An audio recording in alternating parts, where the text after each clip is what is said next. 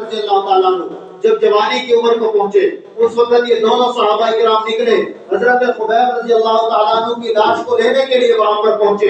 وہاں پر کافروں کا پہرا تھا.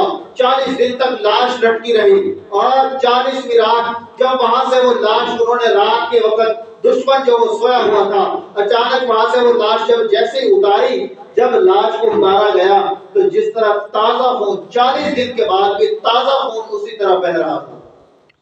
یہ شہید کی برکات کو اجر دی ہے.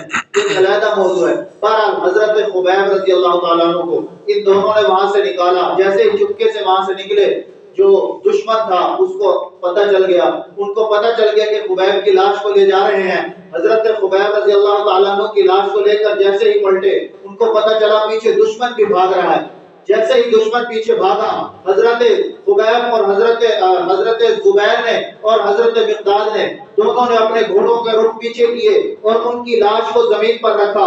زمین پھٹی اور اللہ تعالیٰ نے اس کو دوبارہ جو ہے اپنے ہی پاس رکھ لیا. اس کو جو ہے زمین میں دفن کر دیا. انہوں نے تلوار لہرائی اور پیچھے کو ہوئے کہ آئے کوئی ہے جو ہمارے مقابلہ کر سکتا ہے, ہمارے ساتھ مقابلہ کرے.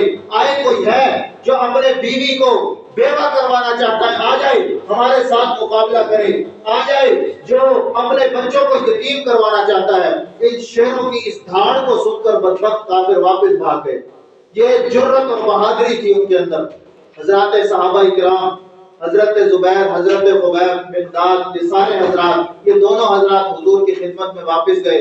اور اس وقت حضرت حضور صلی اللہ علیہ وسلم نے جب پتہ چلا اصل وہ جو حضرت عاصم اس سے پہلے جو صحابہ شہید ہوئے تھے ان کے علیحدہ یہ میں نے مختصر کر کے آپ کے سامنے بات کی. یہ تھی حضور سے جو محبت تھی ان لوگوں کی. بات یہ میں کر رہا تھا کہ ایمان مکمل ہو ہی نہیں سکتا کہ جب تک کہ حضور سے اتنی محبت ہم نہ کر لیں.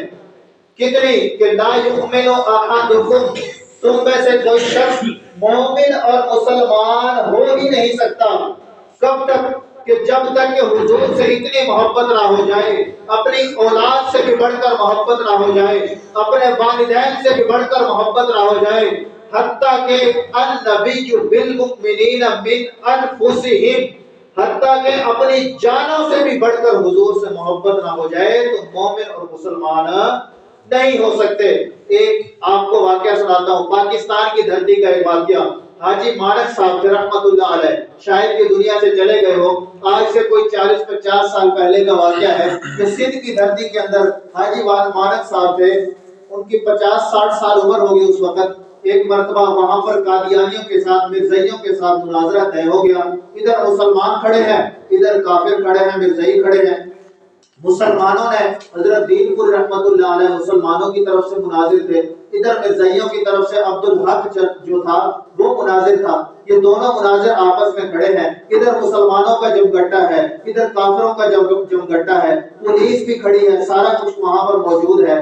جیسے ہی حضرت دین پور رحمت اللہ علیہ نے یہ صدا بلند کی, آج میں مرزا غلام قادیانی کو مرزے کی کتابوں سے, مرزا غلام قادیانی کو مرزے کی اپنی کتابوں سے جھوٹا اور کذاب ثابت کروں گا.